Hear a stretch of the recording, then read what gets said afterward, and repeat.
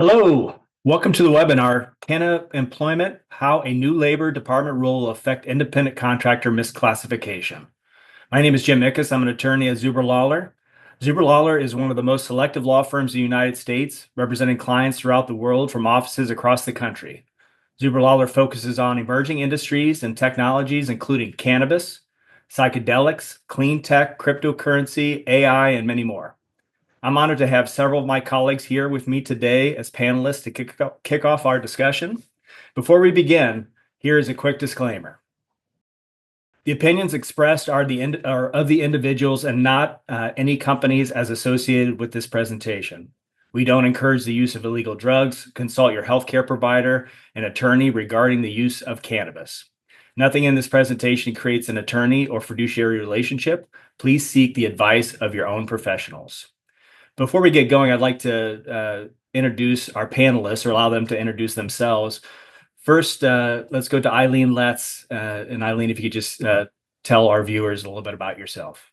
Sure. Thanks, Jim. And welcome everyone to this webinar.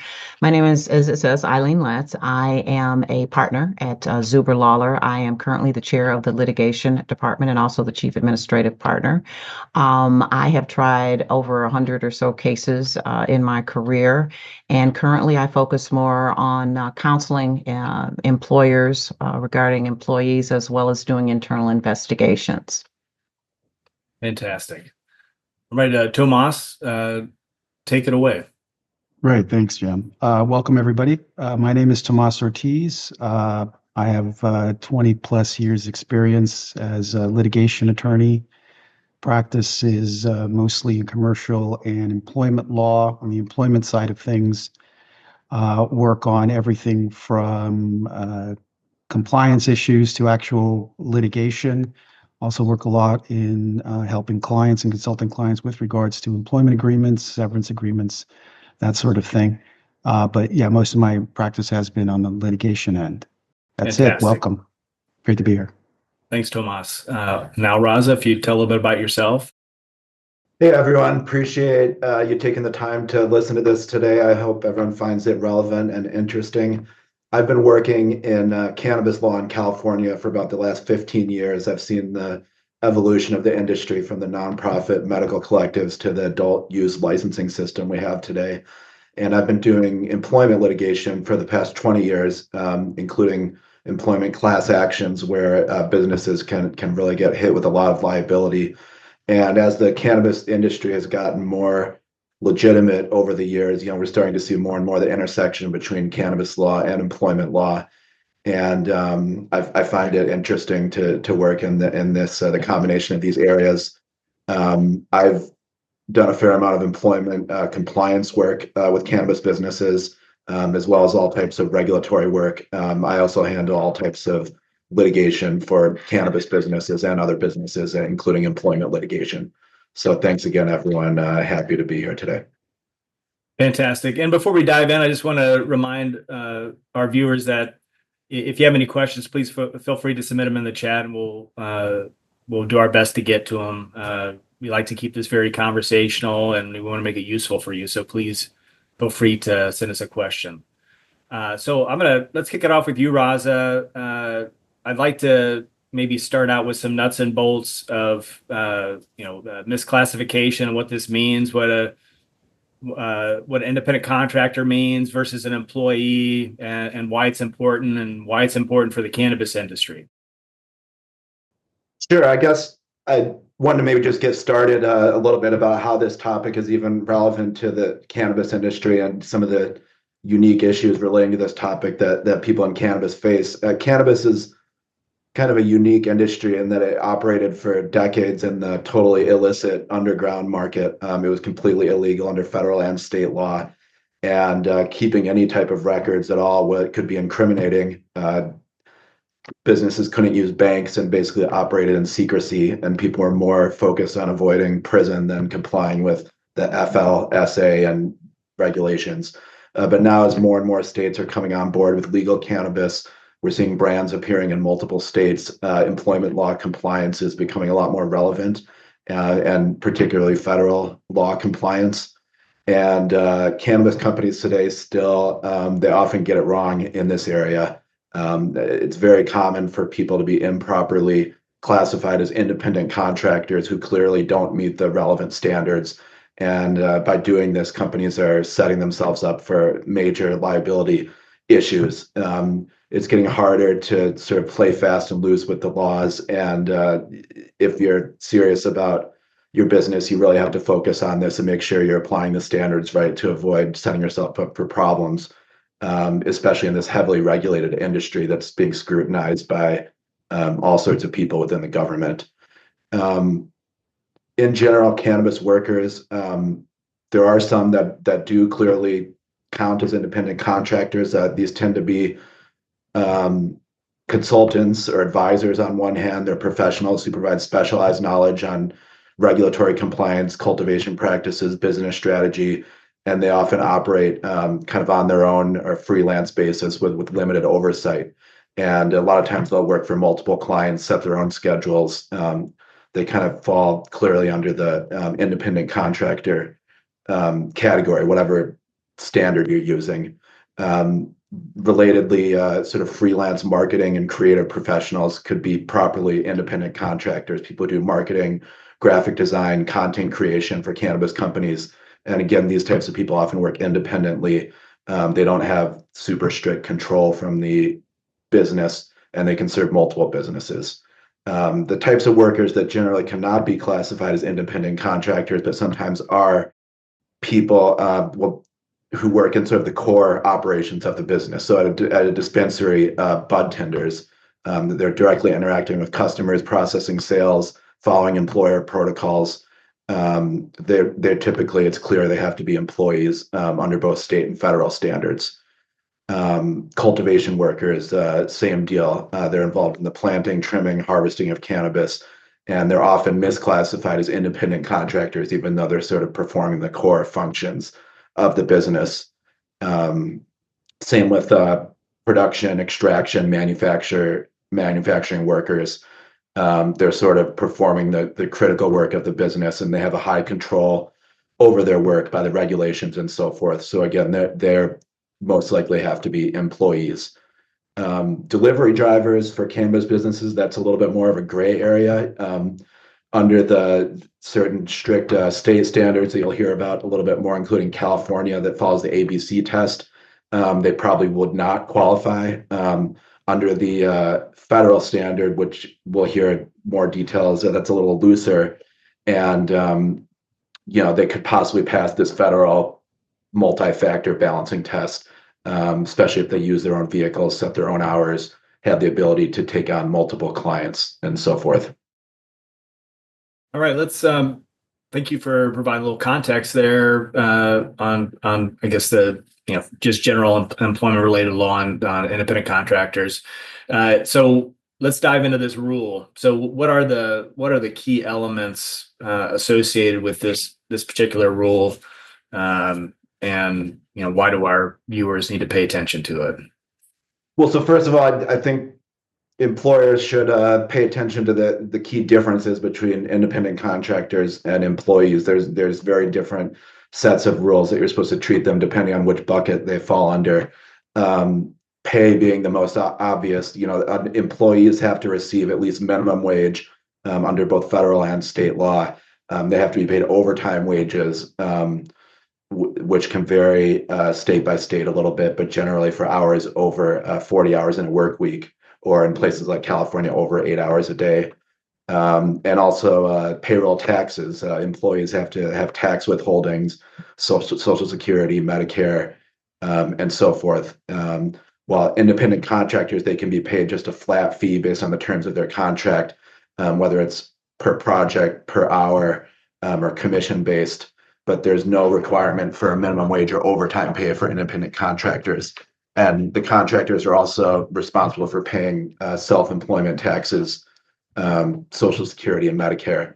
So based on this pay, you can see why employers, businesses, they'd rather have people classified as independent contractors because it's more loose, and there's less tax payments and so forth. But there can also be a lot of liability under this, because if you have the classification wrong, then suddenly you can be hit with a lawsuit potentially involving multiple employees who say they should have been paid overtime. And I get to see how the cannabis industry would be incentivized, given the current tax issue related where they can't deduct all the same expenses. Yeah, the cannabis businesses, or any business that traffics in Schedule 1 or Schedule 2 controlled substances, which includes cannabis, under the IRS 280E rule, they're not allowed to deduct a lot of their expenses. So they already have these huge tax burdens under the law. So, this might be one area where they're trying to sort of compensate for that and sometimes cut corners, and that can end up getting them in even more hot water. But also, in addition to those overtime and so forth, there's benefits issues. A lot of times employees, they get benefits like health insurance, retirement plans, paid leave, that kind of thing. And they have to have access to workers' compensation, unemployment benefits, family medical leave. Independent contractors generally are not entitled to these benefits, have to secure their own insurance and retirement plans. So that's another reason why companies will want to tend to push them into this bucket when maybe they don't meet the standard, and saves the company's money, but it could hit them with more liability in the long term. And also, in terms of policies in the workplace, employees are generally subject to more detailed oversight, company policies on attendance, performance, behavior, and the businesses have more control over their schedules and tasks and workplace conduct. And they're also covered by workplace safety and anti-discrimination laws. Independent contractors are more independent, determine their own work methods, generally not bound by employment policies, and instead they just have to fulfill their contractual obligations, and they might not be subject to the same workplace safety laws. So again, it's easier for the employers in this case to classify them as independent contractors, but they can get into trouble if they're supposed to be following all of these rules and policies, but they're not, because they're improperly classified. So just getting into this federal standard, which is the topic of our discussion, I guess the first question is, who does this federal law even apply to? Who falls under the jurisdiction of this standard? And it's really most companies and workers in the country do fall under this. There's a couple of bases that you can apply. There's the enterprise standard is if the business has gross revenue of at least $500,000 in a year, and it's engaged in activities affecting interstate commerce. The second is, even if a company has less than 500K in revenues, it could have to follow these federal Fair Labor Standards Act rules if any individual employees do work that involves engagement in interstate commerce. So even if you have a small business that makes it 100K a year, if any employee is doing tasks that involve engaging in interstate commerce, they fall under this federal law.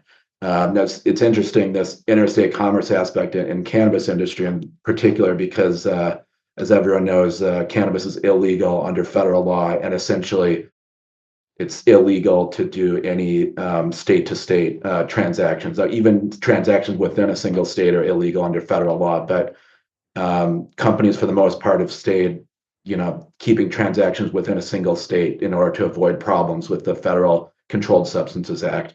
So the businesses themselves are not necessarily selling products in interstate commerce, but it turns out that just buying and selling other supplies for the business qualify.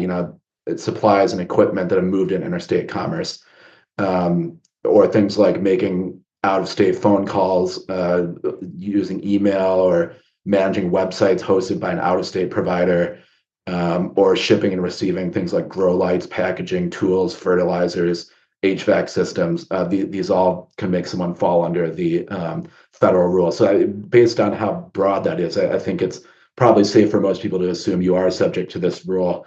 There might be some very limited exceptions, like a cultivator who's growing plants, like only using local supplies, or like a bud tender who only interacts with customers in the store and doesn't use any sort of out-of-state payment systems. But these are going to be, the few exceptions, and it's sort of, most people should assume that they should pay attention to the federal law because it applies to them. Now, the other quirky thing about this, Tomas is going to get into a little bit more, but you also have these state laws, and they differ state to state, but a lot of times they have different systems than the different standards than the federal law. California's, for example, is generally more strict. It goes by the name, the ABC test or the AB5 test. Some other states have this too. And in that case, if you have more restrictive state guidelines, you're going to want to focus on those state guidelines in particular, because even if you meet this federal standard, if you're violating the state standard, you could get hit with state-based liability. So you need to pay attention to both. The federal standard generally applies to everyone, but if you have a more strict state standard, then you're going to have to focus on that. You can't just rely on meeting the federal standard. Let's get into the what is the federal standard? What does it say? It was a new rule that was passed in January of 2024 by the Department of Labor. Went into effect in March of 2024. It's basically a new interpretation of the Fair Labor Standards Act, this federal statute. There have been different interpretations over the years. There was one passed under the Trump administration that came into effect in 2021. Now you're seeing it changed based on these new rules from the Biden administration. It's different, basically shifting interpretations of this federal standard. And the new federal standard, it's sort of looser than other standards that have been typically applied. Let me just pull up my screen here so you can see the 6 standards. This is on the Department of Labor's website. There's a lot of information on here, but it goes through, there's these 6 factors listed here.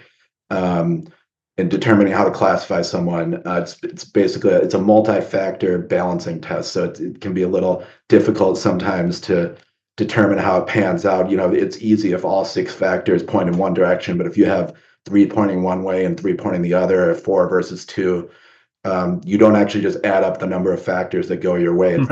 It's sort of weigh each one and see which is more important. So it's not always obvious how this plays out, but it provides more opportunities, I would say, for classifying someone as independent contractor, because you can argue that they meet some of these standards, whereas the more strict standard in California and under the federal rule is sort of focused on these sort of determinative factors, where if any of them apply, kind of you're out of luck. So just going through the standards so people understand what they mean. The first is opportunity for profit or loss, depending on managerial skill. That depends on things like, what does the worker have the ability to negotiate their rate, or is it just set at a set scale? Can they decide to accept or reject jobs? Do they make their own business decisions that affect their profit and loss, like setting rates, choosing projects, investing in their own equipment? These are all things that could tend towards them being an independent contractor. Investments by the worker and potential employer. What are the resources that the worker provides? Does the worker make their own investments in equipment, training, materials? If so, they're more likely an independent contractor. Like an independent IT consultant who bought their own computer and software, they might be more likely to be an independent contractor than someone who uses company-provided equipment. Degree of permanence of the work relationship is next. Is it indefinite, that you're working for the same company? You're more likely an employer. If it's more sporadic, you're more likely an independent contractor. If the worker works exclusively for one company, they're more likely an employee. If they have multiple clients, more likely independent contractor. And whether there's a set duration of the work. If you're just hired for a short-term project, you're more likely a contractor than someone who works full-time for a single employer. Nature and degree of control is the next one. It's basically how much control does the company have over someone's work performance. Can the worker set their own schedule? Does the employer dictate how and when and where the work is done? Like if someone's a freelance writer, they're more likely a contractor because they can work from anywhere at any time, choose the projects that they want to work on, as opposed to someone who works set hours in a company office. The extent to which the work performed is an integral part of the employer's business is the next one. And that's when you look at what the employee or the worker doing, is it core to the company's main business?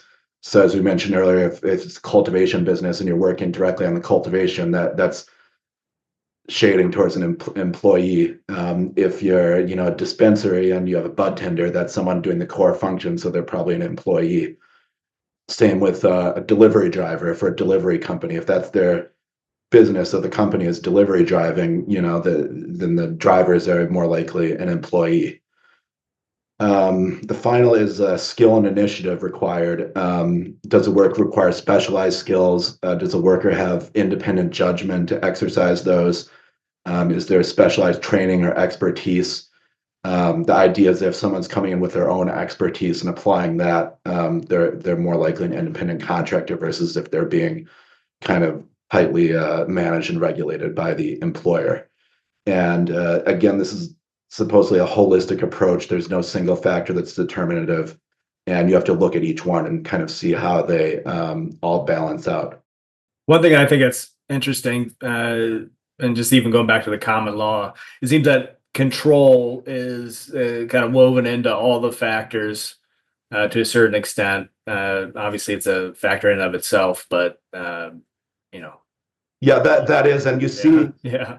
Cannabis, you tend to see more control because basically under the licensing system, they're tightly regulated by these government agencies. So the businesses, they have to exercise a lot of control over the workers in order to comply with these regulations, which dictate, down to a lot of minutia, where certain things need to be stored, who has to have what access to where. So just in order to comply with the law, they tend to have to exercise more control over the people, at least in the plant touching, aspects of the business. Right.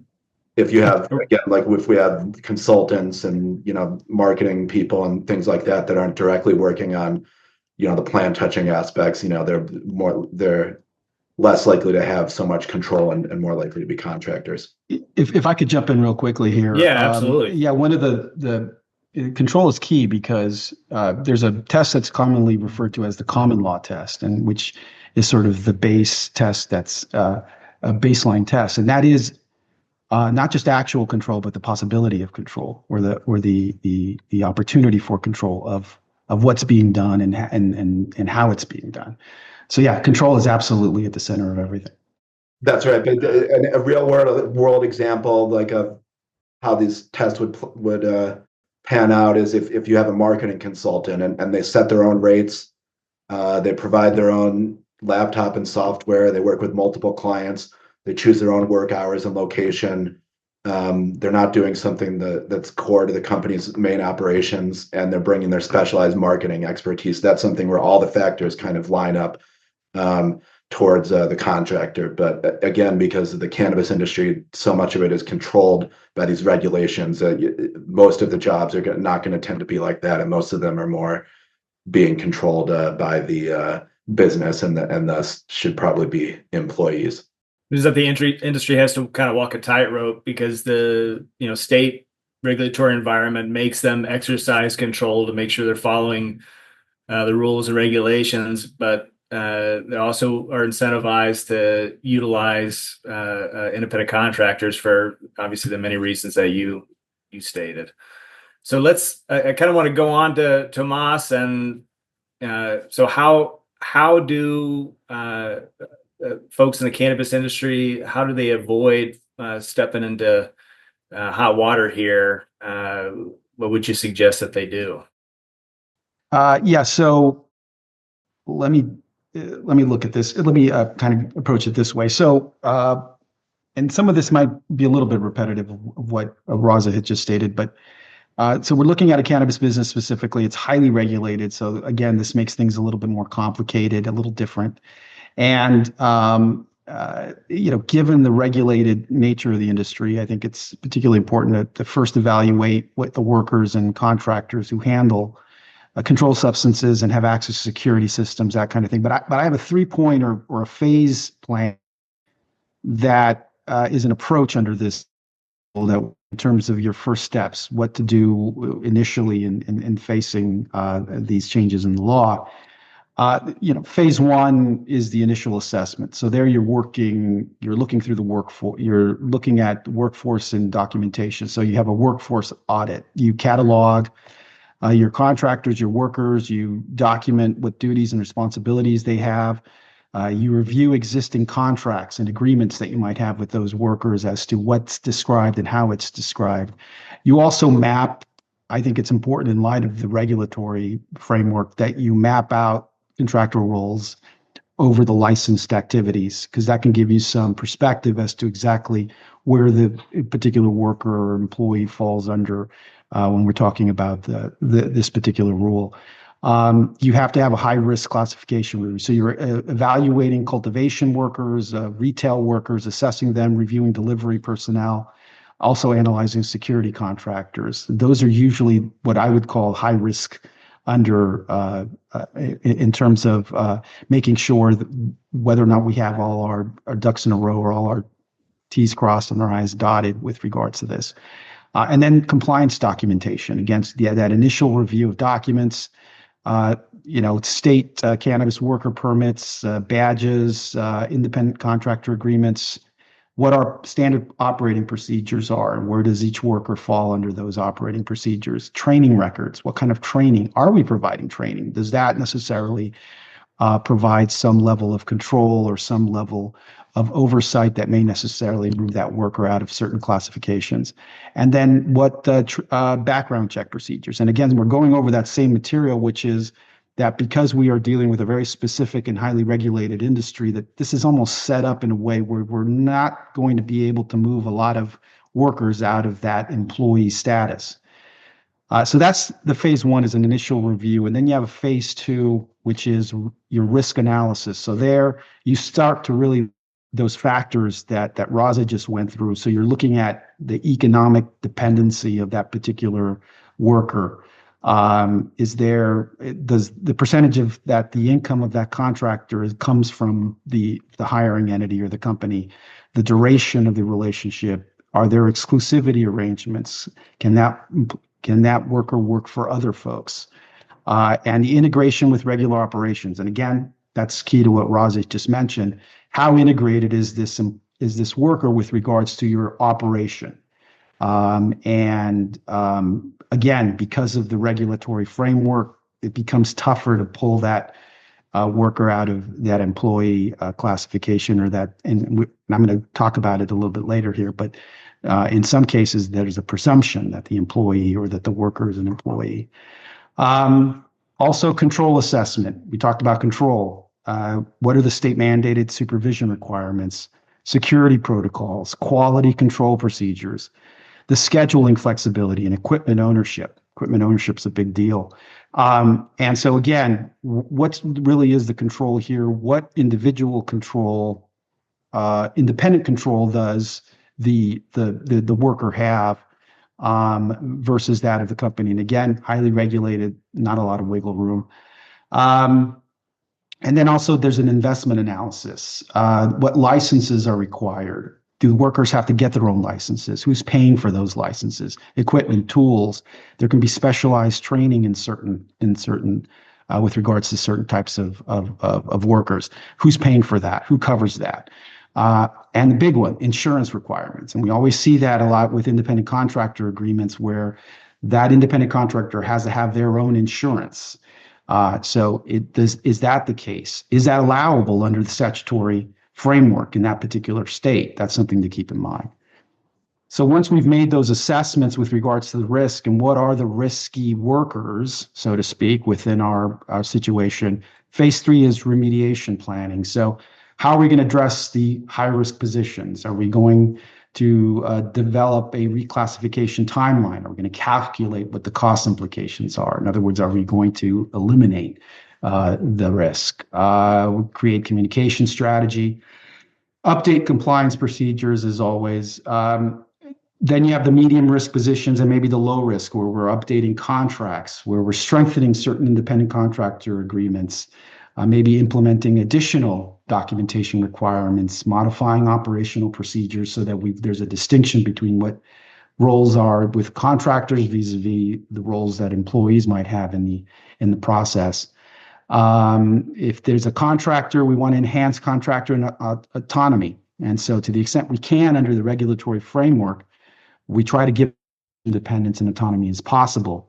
Those are sort of remediations that we can do. Sort of talked about it, but there are cannabis-specific compliance considerations you got to keep in mind. State licensing requirements, obviously everything that's required, everything that goes into background checks and training, security clearances. There's also the track and trace system access. So those are protocols. Is there access by these individual workers?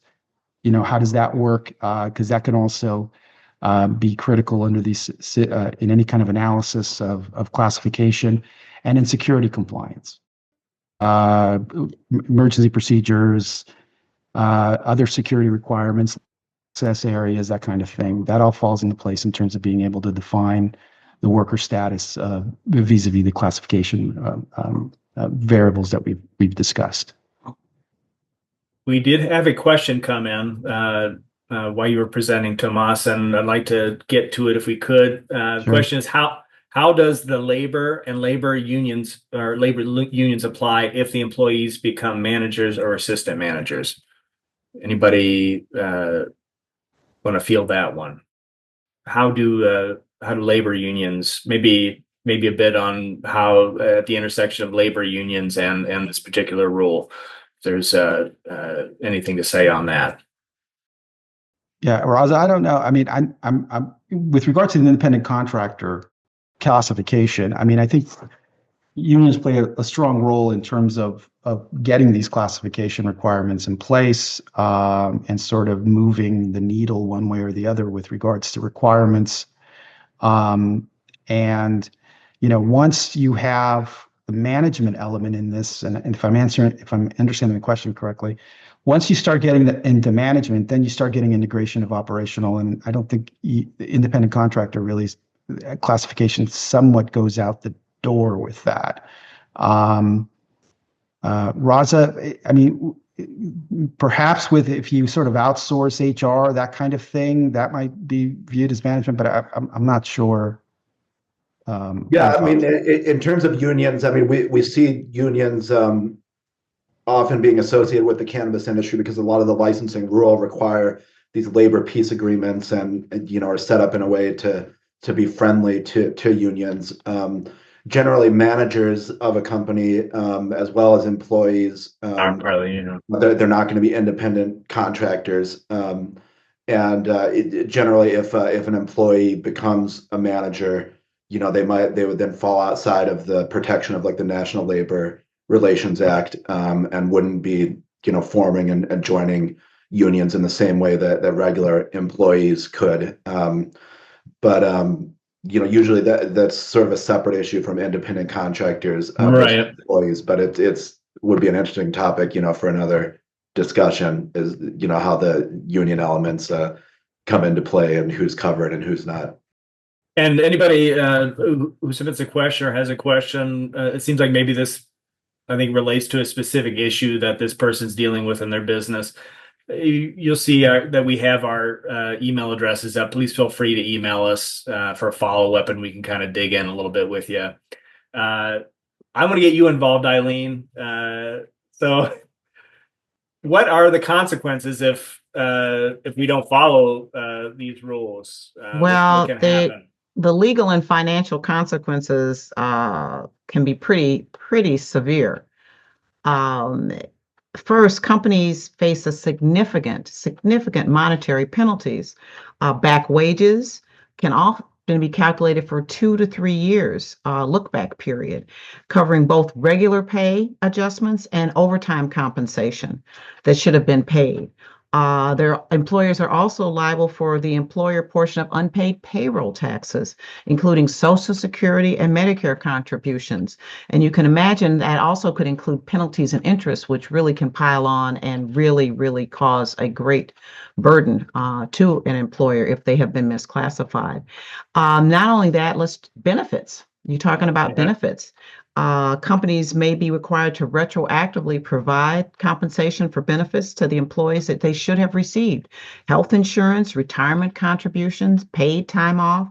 This can all be particularly costly, not only monetary means, but think about the administrative complications that go with all of this, trying to figure out what happened to a year or so ago if you have to reclassify them. For penalties, they're both state and federal agency penalties. They can impose substantial fines.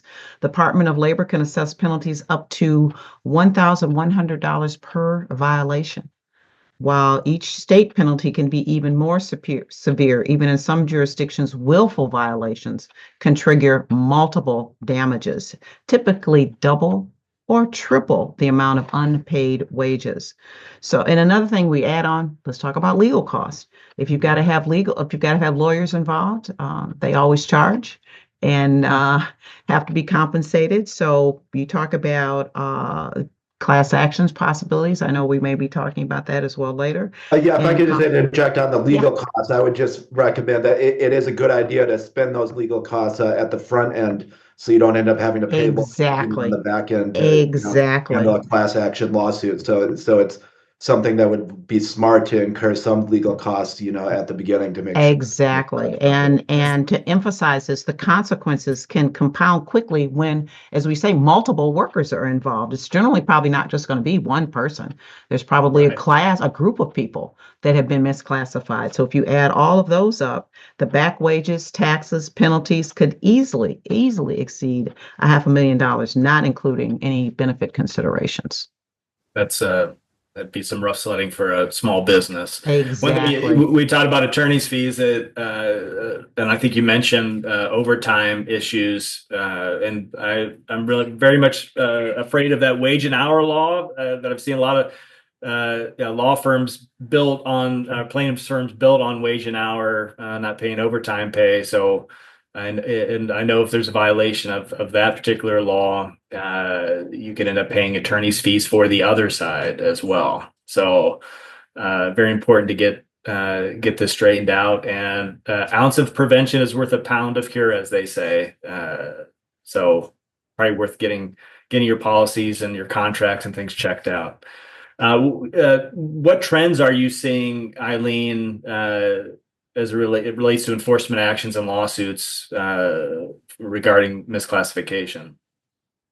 Well, trends, that would be interesting in terms of, I think that misclassification, you have to be, I'm not so sure about trends, but I think because this is a relatively new law that's in force, that you have to be very careful about going forward and paying attention to it. And I think Tomas or Raza was going to speak to the difference in different states, that California has one way of doing things, Illinois has another way of doing things. So it really kind of depends on the jurisdiction you're in as well, in terms of trends and what's actually going on. We've talked about too, who knows with the new administration, what's going to happen. Right. Things are more than likely going to change. We're not sure how, but they will. I think we can count on they will change. To what effect, I'm not so sure. And in terms of trends, I could just speak on that a little bit. I think we're seeing that across the world, people's work patterns are changing a lot. You're seeing more people working from home. You're seeing more people doing these sort of gig jobs. There's these new technology platforms like DoorDash and Instacart and similar ones within the cannabis industry. And so all of these disruptions, I think, are really focusing government attention on how people should be classified. You're seeing these new standards put in place, and you are seeing more enforcement actions, both scrutiny from the Department of Labor and state level investigations. Sometimes they're collaborating between the two, but you're seeing sometimes these enforcement actions where there can be really large monetary penalties for misclassification. and you're seeing more sort of proactive investigations by the government and by plaintiffs, law firms, and instead of just reactive responses. There have been major lawsuits with Uber and Lyft, DoorDash drivers,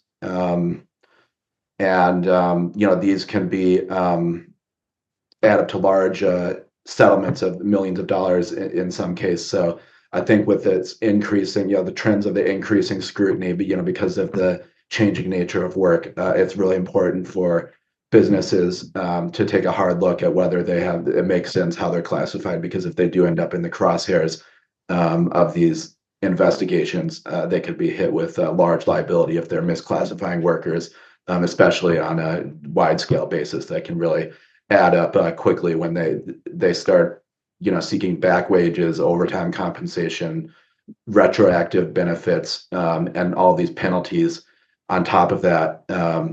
And there can even be potential criminal charges in some circumstances. So because of this increasing enforcement trends and all of these potential negative consequences that Eileen spoke about, it's really important to make sure you have your ducks in a row in this area, so you don't get caught in the crosshairs and end up with a huge liability bill. No doubt about that. So you I think addressed it a little bit early on, Raza. What are the unique, distinctive legal and operational challenges for cannabis businesses in particular that increase their risk as it relates to non-compliance with this? Yeah, the cannabis is kind of a unique industry. First of all, because of the federal illegality. The cannabis businesses, they're already sort of blatantly violating the Controlled Substances Act and committing criminal conduct under federal law. But of course, there's conflicting state laws, and the law says that attorneys are allowed to help them with the state level compliance and so forth. But cannabis businesses already have this sort of negative cloud hanging over them because they're already violating federal law. Yeah. And then that's combined with the sort of really increased scrutiny under state laws. We mentioned, like in California, the Department of Cannabis Control. Pretty much every state that has legal cannabis has some regulatory body that's passing these detailed regulations, and you have this highly regulated supply chain with these burdensome, strict licensing compliance demands, so it ends up there's a lot more scrutiny in the cannabis industry, and that's even more reason to focus on these issues at the front end, because of all the regulatory scrutiny and the federal illegality that that you make sure you're doing things right in a way that you can justify if your company ends up being subject to investigation. No doubt. Anybody else want to add to that, or as it relates to cannabis in particular, the unique challenges? Yeah, I mean, I think I'm echoing a lot of what Raza said. I mean, you have the compliance requirements, you've got operational control issues that fall into both quality control as well as security requirements and mandates that are set up at the state level. The licensing aspect of it and the integration of licensed activities. All this sort of plays into this notion that you're not dealing with an industry that's easily put into these boxes that have been set up both at the federal and state level in terms of classification, unless you have a clearly carved out relationship or occupation that falls within those exceptions that we've somewhat been talking about. Then you're looking at employees being categorized as employees, or should be classified, particularly if you're in one of these sort of stricter states such as California, where you have a presumption that an employee or that a worker is an employee, and so there you're kind of working backwards, and it becomes tougher and tougher to move that worker from employee status to independent contractor status, with all the overlays of regulatory control that we've got in play, and specifically with regards to this industry. I'm glad you mentioned that about the presumption in California. I know that's fairly unique as it relates to this particular issue. So definitely have to be buttoned up in California as it relates to independent contractor employee classifications. Yeah, so in California, so in terms of how, if you're a California company and you're employing workers in California, it's probably the proper way of saying it is that the company is employing workers in California. The new DOL rule really isn't going to be that earth-shattering or really alter much of your approach because, as we've talked about, California has a stricter test, and so anybody would recommend that you follow the more restrictive guidelines in order to avoid the risk. And in this case, it's the state-based liability that exists under this stricter test. So just by way of background, the stricter test here in California was codified in 2019. It was essentially a codification of a case or a decision by the California Supreme Court in Dynamex Operations West. And basically there, the California Supreme Court determined that a worker is an independent contractor, that in classifying a worker as an independent contractor, the burden really falls on the employer, and that the employee is presumed to be, or the worker is presumed to be an employee. I've worked on that backwards, so I'm losing my track a little bit. But anyways, so you've got a presumption that the worker is an employee, and so it's really up to the entity hiring to establish that the individual's independent contractor classification is proper, and that's been referred to as the ABC test. AB5 specific in California, but ABC test in other states. And basically, what the ABC test says is the individual is presumed to be an employee unless the company can prove all of the following. One, that the worker is free from control and direction of the hiring entity in connection with the performance of the work, both either contractually or as in fact. So again, control and direction, free from control and direction. Number two, that the worker performs work that is outside the usual course of the hiring entity's business. So it's got to be different than what the hiring entity actually does as a form of business or in the usual course of business. And then three is the worker is customarily engaged in an independently established trade, occupation, or business. So it's something different than what the main hiring entity is or does. In adopting the ABC test, California has established several industry-specific or professional-specific carve-outs or exceptions. These usually fall into either professional services or business-to-business relationships, and we've somewhat talked about these in regards to the DOL. Things that would fall under the professional service exception in California would be marketing professionals, brand strategists, content creators, social media folks, market researchers, anybody that can maintain a separate business location, separate business license and tax ID, that's key. Specialized consultants, compliance consultants, and security system designers. Again, exercising independent judgment, independent business, creative professionals. I think Raza may have mentioned that earlier. Package designers, website developers, graphic designers, photographers. And again, there must be some freedom in that work. They must have some financial control over their own business. In other words, they're the ones setting the rates. They're the ones establishing how much they get paid and when.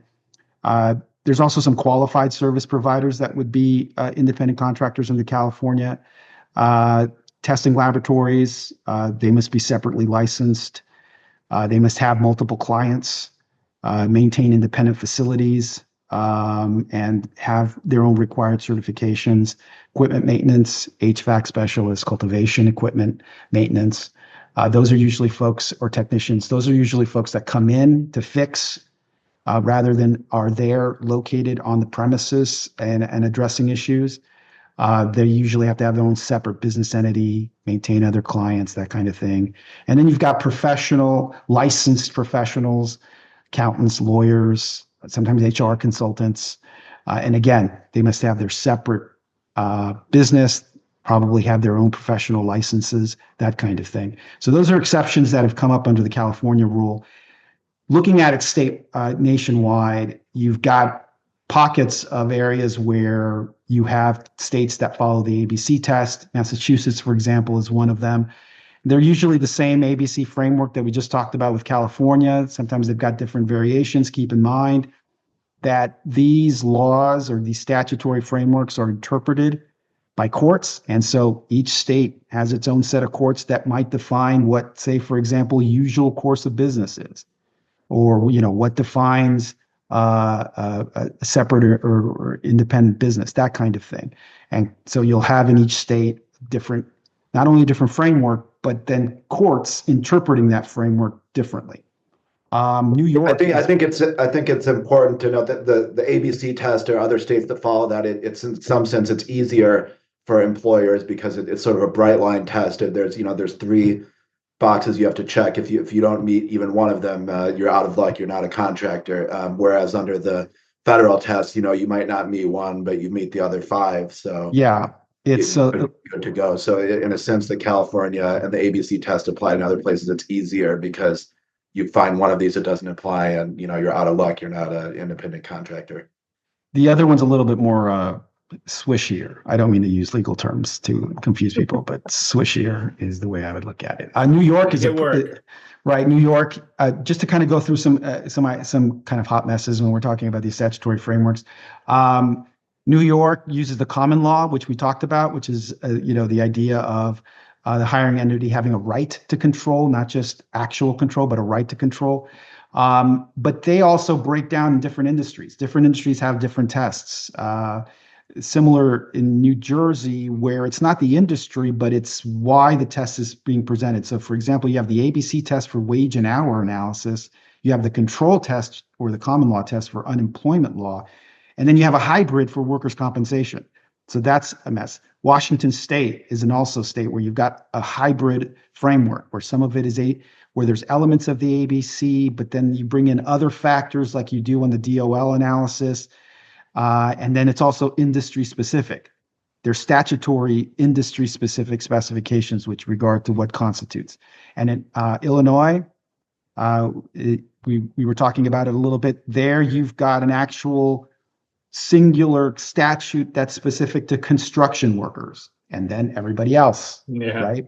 And so also with regards to wage and collection act, which talks about wage issues, and that's specific too, and it's a different test than the test with regards to construction. So it is a tapestry of things, not just between the ABC and, say, for example, a standard that's closer to the DOL standard, but then also you have the common law standard, and then you've got variations, and then you've got court interpretations on top of that to tell you what each one of those frames, what each one of those statutes actually say or mean.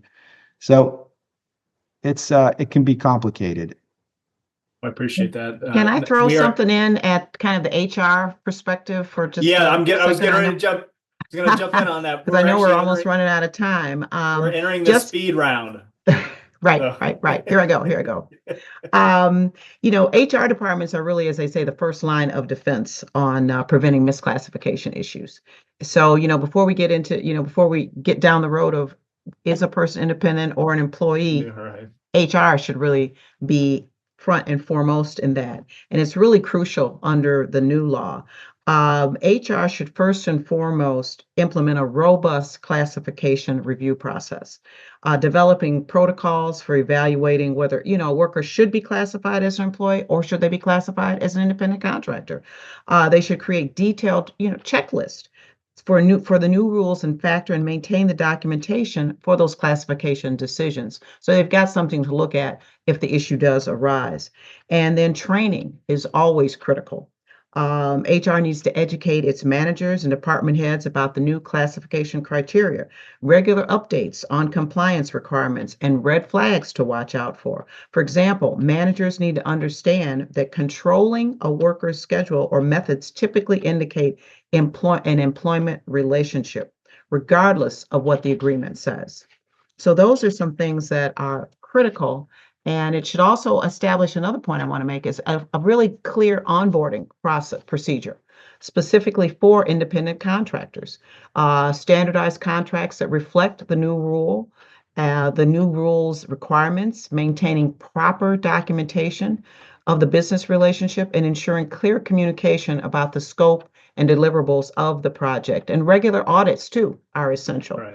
That they should conduct periodic reviews of existing contractor relationships so that they haven't evolved into employment relationships. So it's always easy to do to kind of cross over and you start directing someone what to do, and then all these other things fall away and they become an employee. So those are some of the things I wanted to just mention and articulate as it relates to HR departments.